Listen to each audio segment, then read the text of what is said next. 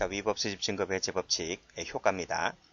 자, 위법하게 수집된 증거는 증거 동의를 하더라도 증거 능력이 인정될 수가 없어요.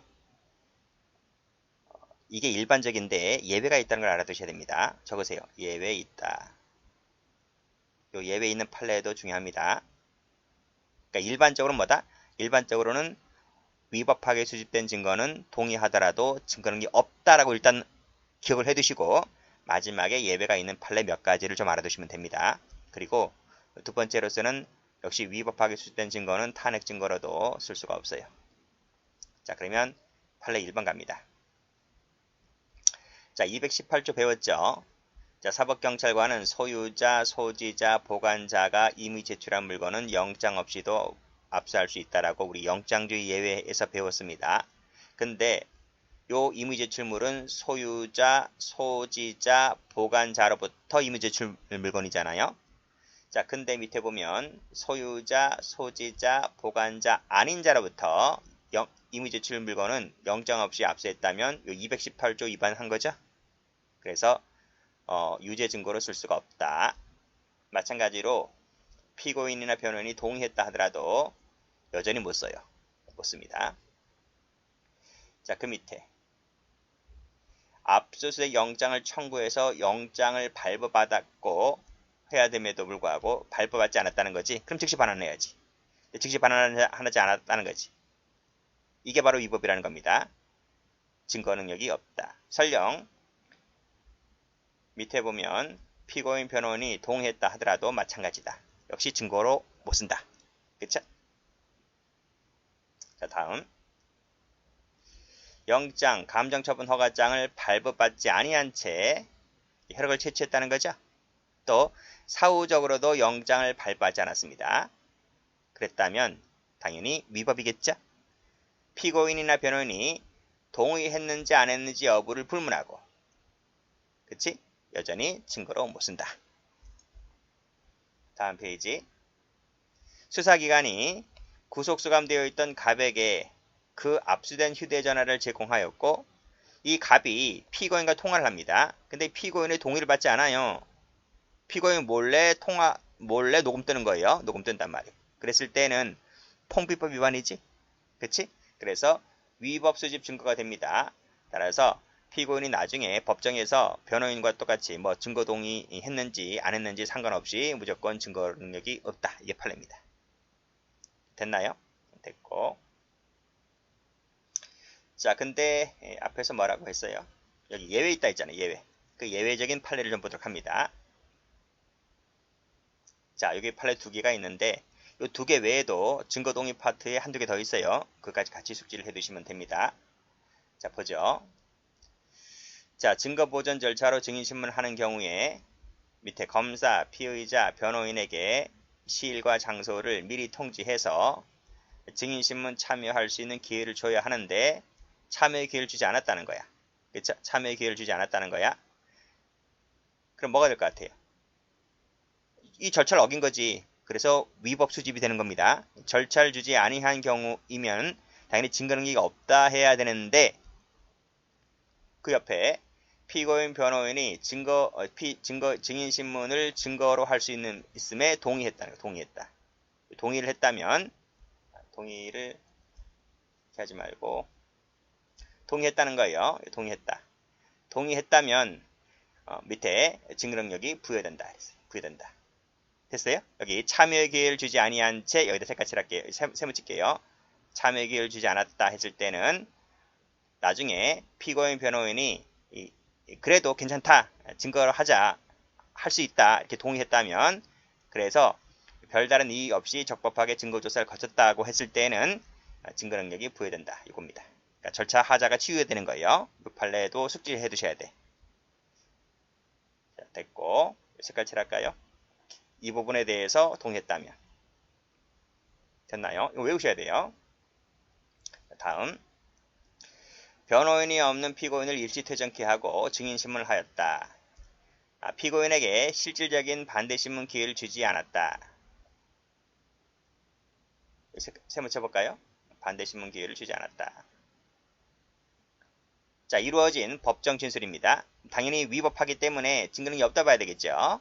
나중에 그 다음 공판계일에서 피고인은 뭐라 하냐면 피고인에게 물어봤어요. 재판장이 물어보니까 피고인은 뭐라 하냐면 변경할 점과 이해할 점이 없다 이렇게 말합니다. 그 말은 앞에 부분에 대해서 동의했다는 얘기지. 뭐 앞에 부분에 대해서 변경할 거 있냐? 없는데요? 이렇게 말합니다. 라고 했다면 그 하자가 치유되었다. 그래서 그때 그 법정 진술은 무슨 말이야? 첫 번째 줄, 변호인이 없는 상태에서 피고인에게 실질적인 반대 신문 기회를 부여하지 아니한 채 이루어진 법정 진술. 이걸 말하는 겁니다. 이것은 증거 능력이 있다고 보는 거야. 됐나요? 역시 마찬가지로 하자가 치유된다고 봤습니다. 이 색깔. 그래서 요 판례 두 개는 동의했다면 마지막에 또 변경할 점과 이해할 점이 없다고 진술한 말은 동의했단 말입니다. 그 말은 하자가 치유되기 때문에 증거 능력이 있다. 아시겠죠? 이 두 가지 외우셔야 돼요. 그리고 앞에 것은 다 뭐다? 동의했다 하더라도 증거 능력이 없는 거로 그렇게 봐두시면 되고, 그 외에 한두 개 더 있는데 증거 동의 파트 거기 가면 나올 겁니다. 제가 그때 가면 말씀드리겠습니다. 외우셔야 돼요. 어쩔 수 없어요. 됐고, 왜 그랬는데요? 라고 따지지 마시고 대법관 정도가 되면 그럴 식견이 있는 거고, 저 같은 사람은 그런 식견이 없어요. 그러니까 우리 같은 사람은 그냥 외우시면 돼요. 그리고 푸시면 됩니다. 자, 다음 독수의 과실 이론 볼게요. 자, 독수의 과실 이론이라는 말은, 자, 독수가 뭡니까? 이게 나무 숫자죠. 나무 숫자. 그래서 동나무에서 달린 과실은 이 과실은 독이 있을까 없을까? 독이 있다면, 즉 독나무에서 달린 과실이 독이 있다면 역시 이 과실은 못 쓰겠지? 그걸 바로 원칙적으로 말하고 있는 겁니다. 그래서 독수라는 말은 위법하게 수된 증거를 말하고 있는 겁니다. 여기서 증거 능력이 없기 때문에 여기에서 달린 과실 역시 마찬가지로 증거 능력이 없다는 것이 원칙이고요. 두 번째로 뭐냐면, 독나무에 독이 있다 하더라도 그 독나무에서 맺힌 그 과실은 독이 없을 수도 있지 않냐. 완전히 없진 않겠지만 조금이 있는 게 있는 거냐 없는 거냐 인 거죠. 그래서 요것은 예외로 갑니다. 예외로 간다. 그래서 이 과실이 독이 있는 과실이냐, 아니면 독이 없는 과실이냐, 아니면 독이 상당히 작은 과실이냐에 따라서 이것이 증거 능력이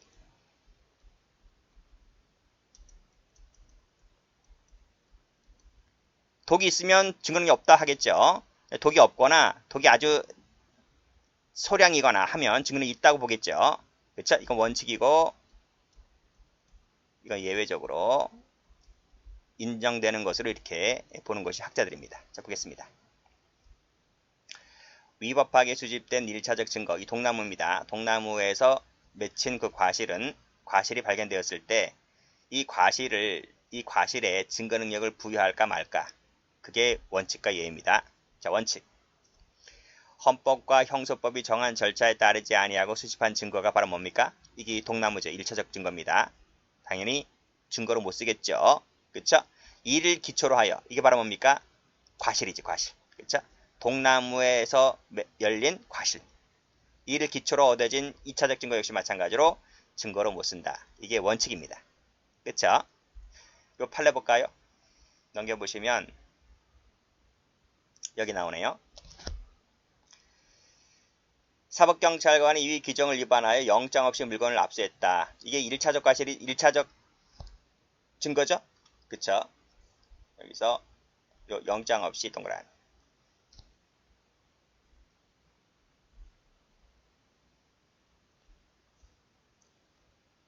여기 1차적이라고요. 이것은 위법 수집 증거가 되잖아요. 위수증이 되기 때문에 쓰지 않아도 됩니다. 증거 능력이 없다. 그쵸? 자, 요 1차적 증거에 기반해서 이를 기초로 하여 얻어진 2차적 증거 역시 마찬가지로 증거로 못 쓴다. 그래서 요 위법한 압수라는 것이 바로 뭡니까? 1차적 증거죠. 그쵸? 직후에 바로 얻어진 임의 제출 동의서 역시 마찬가지로 증거 능력이 없다다. 됐나요? 됐습니다. 자, 그리고 요 꺽쇠 2번. 피고인의 집안을 수색하여 칼과 합의서를 압수하였는데 적법한 시간 내에 압수의 영장을 청구함에도 불구하고 청구를 못 받았습니다. 청구를 하여 발부를 받아야 되는데 발부받지 못했습니다. 요 발부받지 않았다는 것이 바로 뭡니까? 위법 수집 증거가 되는 1차적 증거가 되는 거죠. 1차적 증거. 이를 기초로 하여 얻어진 2차적 증거 역시 마찬가지로 증거 능력이 없다. 자, 여기가 위법한 강제 연행이기 때문에 1차적 증거죠. 1차적 증거 역시 마찬가지로 증거 능력이 없습니다. 그리고 밑에 피의자가 호흡 측정 결과에 대한 탄핵을 하기 위하여 스스로 혈액 채취 방법에 의한 측정을 할 것을 요구하여 혈액 채취가 이루어졌다 하더라도 이게 뭡니까? 이 혈액 채취가 위법한 강제 연행 상태에서 얻어진 거잖아요. 그쵸? 그쵸? 그래서 요 역시 마찬가지로 증거 능력이 없다. 없고 역시 동의했다 하더라도 마찬가지로 증거 능력이 없다. 됐습니다. 자, 그러면 올라가서 예외를 봅니다. 자, 예외. 얘는 뭐냐면 아까 말씀드렸죠. 독나무에서 열린 과실이 독이 안 들을 수도 있고요. 독이 상당히 소량일 수도 있다 그랬습니다. 그랬을 때는 증거 능력이 있다 했습니다. 자,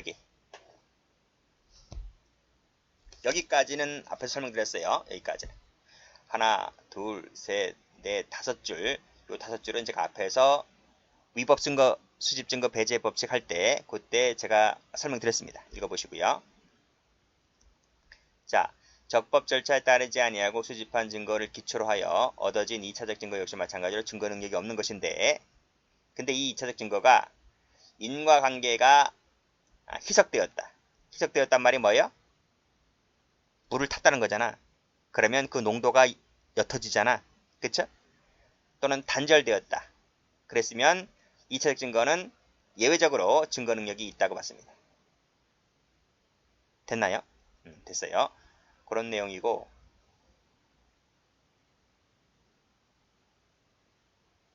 자, 이 부분 또 보면 요 판례는 18년도 경찰 승진에 나온 판례인데 여기도 2차적 증거가 예외적으로 유죄 증거 인정의 증거로 쓸 수 있을지를 판단할 때에는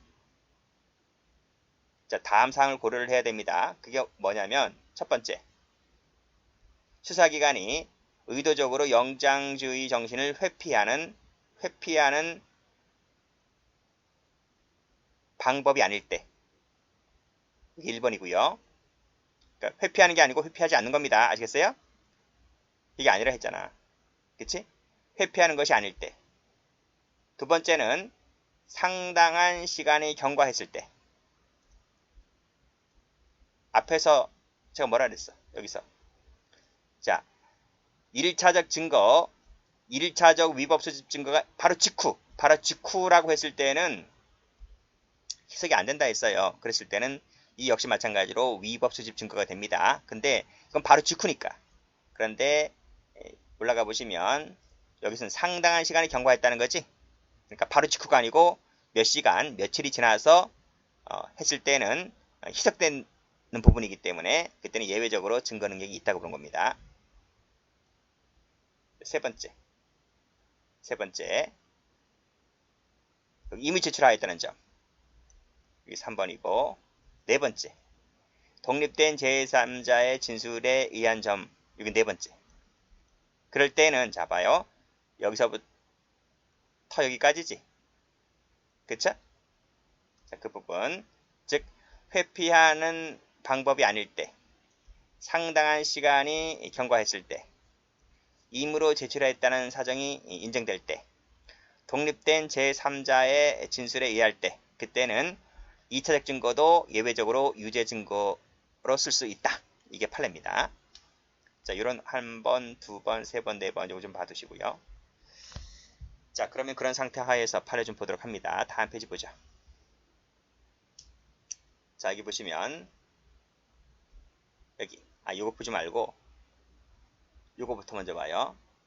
여기 보시면 자, 강도 현행범을 체포된 피고인에게 진술 거부권을 고지하지 않았다. 이게 뭐죠? 이 부분이 1차적이죠. 1차적. 1차적인데 위법 수집 증거가 됩니다. 그래서 증거 능력이 없죠. 그쵸? 없어요. 그래서 자백받은 것은 증거 능력이 없어요. 자, 그 밑에 요 1심 법정에서 피고인의 자백은 진술 거부권을 고집받지 않은 상태에서 이루어진 최초 자백 이후에 며칠이 지났다? 40일이 지났다. 40일. 그래서 앞에 판례랑 비교를 해보면 여기는 직후라 했잖아. 그치? 직후일 때는 증거 능력이 여전히 없는 겁니다. 이제 40일이 지난 상태에서 이루어진 진술이라면 그치? 희석된단 말입니다. 인과관계가 희석되기 때문에 그때는 그 밑에 옆에도 보면 뭐라 되어 있어요. 여기 변호인의 충분한 조력을 받아서 했다. 공개된 법정에서 이루어졌다. 임의적으로. 이런 점이 참작이 되었기 때문에 물론 40일이 결정적인 건 아닙니다. 40일이 결정적인 건 아닌데 40일 판례가 하나밖에 없으니까 그래서 여기 키워드를 여덟 잡은 것이고 이 부분이 참작됐다는 거예요. 충분한 조력을 받았다. 공개된 법정이다. 임의로 진술한 것이다. 라는 점이 참작된다면 이것도 예외적으로 증거 능력이 있을 수 있지 않느냐라고 해서 증거 능력을 부여했던 사건입니다. 다음 여기도 마찬가지죠. 사전에 영장을 제시하지 아니한 채 이게 1차적이죠. 1차적 위법 수집 증거가 됩니다. 그런데 밑에 보면 여기 마지막 줄에 변호인과의 충분한 상의를 거쳐서 했다 이렇게 되어 있습니다. 라고 한 점, 이 부분이 참작이 되면 인과관계가 단절된다는 겁니다. 그래서 이 부분에 대해서한 자백은 증거능력이 있다고 봤습니다. 4번도 보면 자, 범죄 혐의 사실과 무관한 별개의 증거를 압수하였다고 했을 때 이 부분이 바로 1차적이죠? 1차적이 아니고 이건 뭡니까? 영장 발부 사유로 된 범죄 사실과 무관한 별개의 증거라 했으므로 이건 사건 관련성이 없죠? 범죄 관련성이 없어요. 관련성이 없는 거다. 없다. 자, 따라서 유죄 증거로 쓸 수가 없는데 다만 수사기관이 이 별개의 증거를 압수한 이 부분을 돌려줍니다. 내가 이건 잘못 가져온 것이라서 너한테 돌려줄게. 돌려줬어요. 근데 훗날에 이 압수했던 종전의 것을 나중에 후에 이의 제출 받아요. 여기서는 여기다 할게요. 후에 이의 제출 받았다. 그래서 압수했다면 이것은 첫 번에 한 압수와 두 번째 한 압수가 여기 환불로 인해서 끊어지는 거야. 끊어져서 다시 제출받은 것은 최초와 마지막 것이 인과관계가 끊어졌다고 보는 것이므로 이때는 이 부분에 대해서 증거능력이 부여합니다. 자, 그럼 판례고 1번 안 봤네요. 1번 볼게요. 자, 1번도 출제가 잘 되는 판례입니다. 자, 1번도 보면 범죄 현장에서 지문 채취 대상물에 대한 지문 채취가 먼저 이루어지고 그 밑에 그 지문 채취 대상물에 대한 압수는 적법 절차에 따르지 아니한 채 압수입니다. 그러니까 이 압수는 적법 절차에 따르지 않았기 때문에 이것은 증거 능력이 없다 봐야 되겠죠. 봐야 되지만 이 적법 절차에 따르지 아니한 이것보다 먼저 있었던 것이 뭐가 있었다? 채취가 먼저 있었던 거야. 그러면 이 지문 채취는 뭐지? 적법 절차가 아닌 거지. 그렇죠? 적법 절차가 아니기 때문에 이 부분은 증거 능력이 있다고 봅니다. 그치? 그러니까 이 지문 채취가 요 적법 절차에 따르지 아니한 것이 1차적이잖아. 1차적 위법 수집 증거가 되는 거잖아요. 1차적 위법 수집 증거로 얻어진 게 아니잖아요. 그치? 이것은 그 전보다 먼저 있는 부분이기 때문에 그래서 이 부분은 위법 수집 증거가 아니다. 이런 내용입니다. 여기다가 지문 채취가 먼저 이루어졌다면 이 부분은 1차적으로 얻어진 것이 아니므로 위추정으로 볼 수가 없다는 판례입니다. 출제 잘 되고요. 다 출제가 잘 돼요. 40일도 출제가 잘 되고 여기도 색깔 칠할까요? 그리고 여기도 색깔 칠할게요. 이런 것들은 색깔 칠해서 알아두시면 됩니다. 일단 마지막으로 볼 것이 5번이죠. 5번. 여기도 영장 없이 강제로 연행한 상태에서 1차 체류 절차가 이루어졌기 때문에 이것도 위법 수집 증거가 되기 때문에 증거 능력이 없다고 봐야 되겠죠? 그쵸? 근데 그 후에는 영장에 의해서 2차 체류가 이루어집니다. 1차는 영장 없이 이루어졌지만 2차는 영장 있는 상태에서 이루어집니다. 그랬다면 이 2차적 증거는 뭐다? 영장 하에서 얻어진 2차 체류는 증거 능력이 있다. 그렇죠? 1차는 없지만 2차는 있다는 거야. 2차. 이것도 영장 2차. 이렇게 색깔 칠하시면 되겠네요. 자, 됐습니다. 여기까지 합니다.